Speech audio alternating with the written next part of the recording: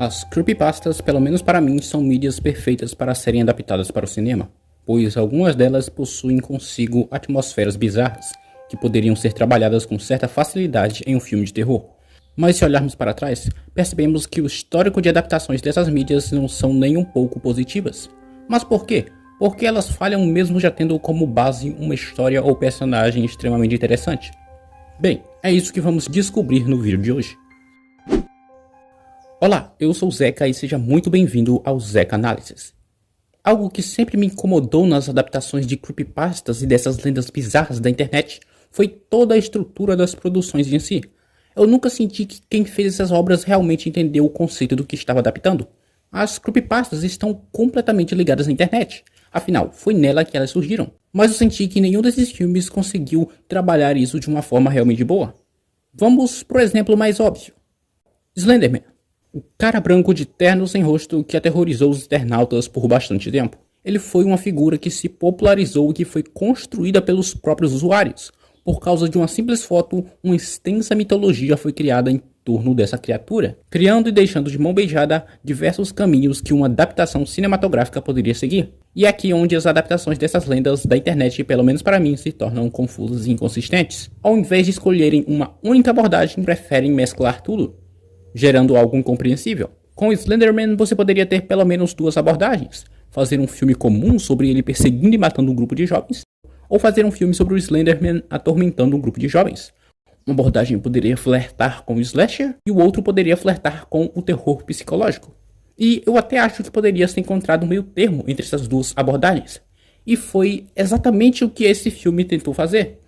Mas ele fez da pior forma possível, pois ele tentou ser uma espécie de slasher sobrenatural e caiu no mais do mesmo, com alguns sustos baratos. E ele também tentou ser um terror psicológico, mas não conseguiu construir uma atmosfera boa, fazendo o filme se tornar extremamente chato, fazendo ele se tornar uma repetição de sustos e surtos das personagens principais.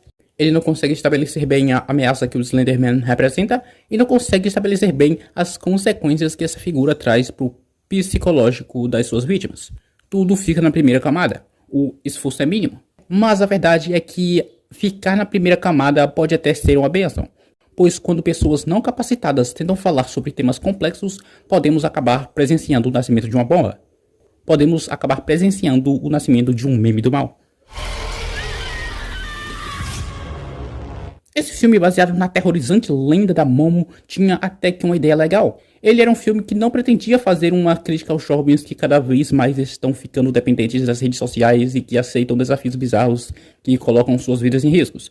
Ele, na verdade, se propôs a ser uma crítica aos pais superprotetores, que acabam ficando paranoicos por causa de coisas fúteis e muitas das vezes falsas. Esse filme, sem dúvidas, tinha ideias melhores que o filme do Slenderman, pois ele tentou explorar mais essas raízes bizarras da internet, ao mesmo tempo que ele não tentou taxar ela como algo extremamente obscuro e do mal. Mas, como eu disse, ele só tentou, porque todas as oportunidades que ele tinha para desenvolver essas questões foram desperdiçadas por situações extremamente exageradas, que tentam e conseguem destruir qualquer tipo de sutileza que a trama poderia ter. Ele, em certo momento, até torna os pais quase como os principais vilões da história, transformando eles em figuras histéricas, o que torna o monstro desse filme bem deslocado.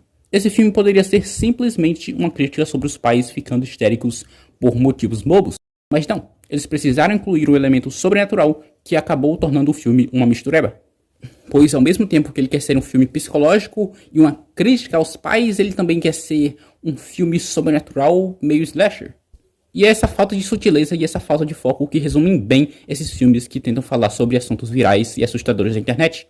Eles não conseguem utilizar essas figuras aterrorizantes de uma maneira boa, não conseguem abordar esse medo viral que é compartilhado pela internet, e também não conseguem articular uma boa crítica a esse submundo obscuro da internet, fazendo com que eles sejam mais lembrados por passarem vergonha ao tentarem criar terror com sustos baratos e com críticas pouco embasadas, do que por realmente promover reflexões e debates que deveriam ser minimamente significativos para quem assiste.